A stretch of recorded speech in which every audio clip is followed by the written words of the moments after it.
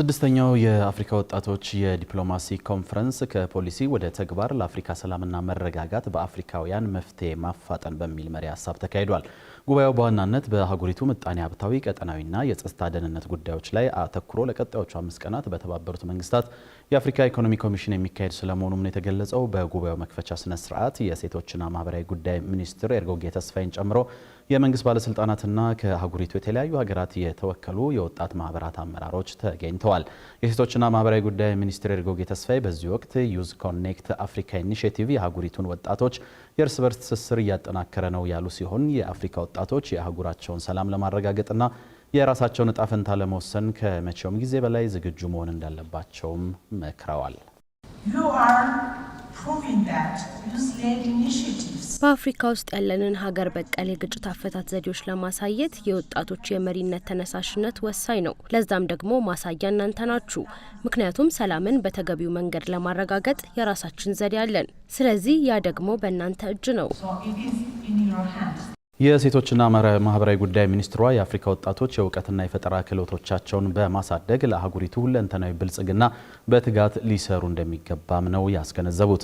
የኢንተርኮንቲኔንታል ዩዝ ኮኔክት ፋይናንስ ዳይሬክተር አንሙጓጓ በበኩላቸው አፍሪካ በራሷ መቆም የምትችል አህጉር መሆኗን ጠቅሰው መንግስታት ለወጣቶቹ ድጋፍ እንዲያደርጉም ጠይቀዋል።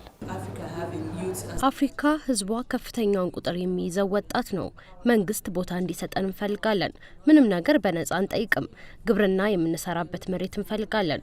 አፍሪካ በተፈጥሮ ሀብታም ነች። የበለጸገች መሆኗን እናውቃለን። የአፍሪካ መንግስታት በአፍሪካ ኢንቨስት ማድረግ ያለባቸው ወቅት ነው። አፍሪካ ለአፍሪካ። በአፍሪካ ባለን ብዙ ነገር ራሳችንን ማቆም እንችላለን።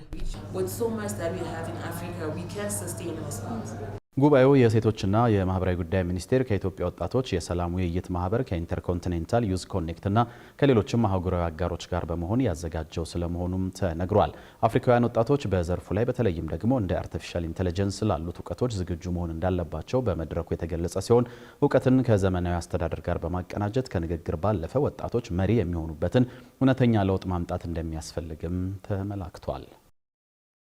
አራተኛው በኢትዮጵያ ኢንቨስት ያድርጉ ዓለም አቀፍ የኢንቨስትመንት ፎረም በአዲስ አበባ መካሄድ ጀምሯል። በመድረኩ ዓለም አቀፍ የሀገር ውስጥ ኩባንያዎች፣ የንግዱ ማህበረሰብ መሪዎች፣ ፖሊሲ አውጪዎች፣ አማካሪዎችና የዲፕሎማቲክ ማህበረሰብ አባላት እንደሚሳተፉ የተገለጸ ሲሆን ዓላማው በዋናነት አዳዲስ የውጭና የሀገር ውስጥ ኢንቨስትመንቶችን መሳብ እንዲሁም ደግሞ በቅርቡ የተደረጉ አዳዲስ የኢንቨስትመንት ፖሊሲ ማሻሻያዎችን ለባለሀብቶች ማስተዋወቅ ነው ተብሏል። የኢትዮጵያ ኢንቨስትመንት ኮሚሽን ከገንዘብ ሚኒስቴርና ከልማት አጋሮች ጋር በመተባበር ያዘጋጀው ይሄው ፎረም ኢትዮጵያ ለኢንቨስትመንት ዝግጁ ነች በሚል መሪ ቃል ለ2 ቀናት እንደሚካሄድ ተጠቁሟል። ከ800 በላይ ዓለም አቀፍ ተሳታፊዎች በፎረሙ ላይ በመሳተፍ የፖሊሲ ውይይቶችን፣ የቢዝነስ ስብሰባዎችንና ኢንቨስትመንት ኤግዚቢሽኖችን በግብርና፣ በማኑፋክቸሪንግ፣ በኢነርጂ፣ በአይሲቲ፣ በቱሪዝምና በማዕድን ቁፋሮ ላይ ያካሄዱ እንደሚገኙም ነው የተሰማው። ፎረሙ የኢንቨስተሮችን እምነት በማጠናከር የኢትዮጵያን የለውጥ አጀንዳዎች ወደፊት ለማራመድና ቀጣይነት ያለው የኢኮኖሚ እንቅስቃሴ እንዲኖር የላቀ ሚና ይጫወታል ተብሎ እንደሚጠበቅ ነው የኢትዮጵያ ኢንቨስትመንት ኮሚሽን የገለጸው። የዘንድሮውን የሸዋሊድ በዓል በድምቀት ለማክበር ዝግጅት መጠናቀቁን የሀረሪ ክልል ባህል ቅርስና ቱሪዝም ቢሮ ገልጿል። ዘንድሮ የሚከበረው የሸዋሊድ በዓል ሸዋሊድ ለብሔራዊ አንድነታችንና ለቱሪዝም እድገታችን በሚል መሪ ሀሳብ መጋቢት 17ና 18 በታሪካዊቷ ሀረር ከተማ በድምቀት እየተከበረ ይገኛል ነው የተባለው። የሀረሪ ክልል ባህል ቅርስና ቱሪዝም ቢሮ የቱሪዝም ዳይሬክተር ሳሚ አብዱል ዋሲ ሸዋሊድ የሀረሪ ሕዝብ ጥልቅ የሆነ ማህበራዊና ምጣኔ ሀብታዊ እሴቶች መገለጫ ነው ያሉ ሲሆን የሸዋሊድ ክብረ በዓል በሀረሪ ብሔረሰብ ዘንድ ለበርካታ ዓመታት ሲከበር የቆየ የትውልድ ቅብብሎሽ መሆኑንም ተናግረዋል። በበዓሉም ከአጎራባች ክልሎች የተለያዩ የማህበረሰብ ክፍሎች የሚታደሙ ሲሆን በዝግጅቱ የወጣቶች የባህል ትርኢት፣ ፌስቲቫልና አውደሪ የልማት ስራዎች ጉብኝትን ጨምሮ ሌሎች መርሃ ግብሮች እንደሚካሄዱም ገልጸዋል። ከዚህ በተጨማሪም የሸዋሊድ በዓል አከባበር በተባበሩት መንግስታት የትምህርት፣ የሳይንስ፣ የባህል ድርጅት ዩኔስኮ ዳሰስ ዓለም አቀፍ ቅርስ ሆኖ መመዝገቡን በመግለጽ በዓሉ የሀረሪ ህዝብ ብቻ ሳይሆን የመላው የዓለም ህዝቦች ሁሉ ሀብት መሆኑን አስረድተዋል። የኢትዮጵያ ኤሌክትሪክ አገልግሎት በሀገር አቀፍ ደረጃ 500,000 ስማርት የቅድመ ክፍያ ቆጣሪዎችን ለነባርና አዲስ ደንበኞቹ የመግጠም ስራ እያከናወነ መሆኑን አስታውቋል። የአገልግሎቱ የኮሚኒኬሽን ስራ አስፈጻሚ አንዋር አብራር በፕሮጀክቱ 125,000 ስማርት 3 ፌዝ፣ 25,000 ስማርት ነጠላ ፌዝ እንዲሁም ደግሞ 350,000 ኦፍላይን ነጠላ ፌዝ ዘመናዊ የቅድመ ክፍያ ቆጣሪዎችን የመግጠም ስራ እየተከናወነ መሆኑን ተናግረዋል። እስካሁን በተከናወነው ስራ ከ60,000 በላይ ነጠላ ፌዝ ቆጣሪዎችን እስከ 7.5 ኪሎዋት ድረስ ኃይል ለሚጠቀሙ ለመኖሪያና ለንግድ ደንበኞች መግጠማቸውን አስረድተዋል። በተጨማሪም 7013 ባለ 3 ፌዝ ቆጣሪዎች ከ8 እስከ 24 ኪሎዋት ድረስ ኃይል ለሚጠቀሙ ለመኖሪያ ለንግድና ለአነስተኛ ኢንዱስትሪዎች ተገጥመው አገልግሎት እየሰጡ መሆናቸውን ነው የተናገሩት። እነዚህ ዘመናዊ ቆጣሪዎች የቅድመ ክፍያ ደንበኞች ወደ አገልግሎት መስጫ ማዕከላት ሳይሄዱ የእጅ ስልካቸውን በመጠቀም ቶክን ቁጥር በመግዛት ኤሌክትሪክ ኃይል እንዲሞሉ የሚያስችል ናቸው ያሉ ሲሆን ስማርት የቅድመ ክፍያ ቆጣሪዎችን ለነባርና አዲስ ደንበኞች የመግጠም ስራው እየተከናወነ የሚገኘው በ48.8 ሚሊዮን የአሜሪካ ዶላር ወጪ መሆኑንም አስታውቀዋል። ተመልካቾች የምትከታተሉት የአዲስ ነገር የኩለ ቀኑን የሀገር ውስጥ አጫጭር መረጃዎቻችንን ነው።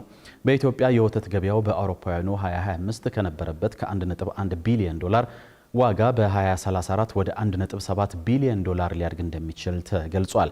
ዲያሪ ቢዝነስ ባወጣው ዘገባ በ2025 ከጠቅላላ የወተት ሽያጭ ኦሮሚያ ክልል ከፍተኛውን ማለትም 43.5% ድርሻ በመያዝ ለወተት ገበያው ግንባር ቀደም አስተዋጽኦ ማበርከቱ ተገልጿል። ጥራት ያለው የእንስሳት መኖ አቅርቦት ውስንነትና ያልዳበረ የገበያ መሰረተ ልማት የዘርፉ ዋነኛ እንቅፋት ናቸው ነው የተባለው።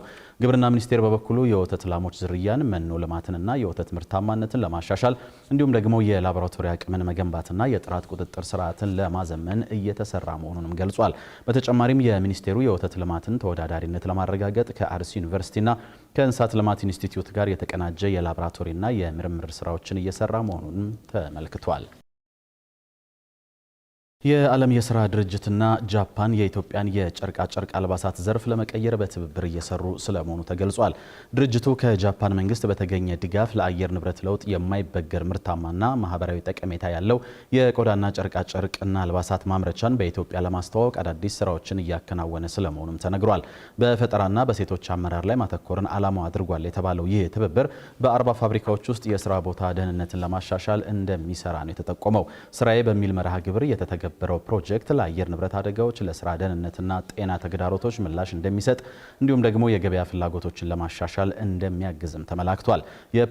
የፕሮጀክቱ ዋና ዓላማም የጃፓንን እውቀትና ቴክኖሎጂዎች በተለይም ደግሞ እንደ ኢነርጂና የማኑፋክቸሪንግ ዘርፎች ላይ ባሉ እድሎች ከኢትዮጵያ ኢንዱስትሪ ገጽታ ጋር ለማጣጣምና ቴክኒካል ትብብርን ለማጎልበት መሆኑን ነው ዓለም አቀፉ የሰራተኞች ድርጅት ያስታወቀው።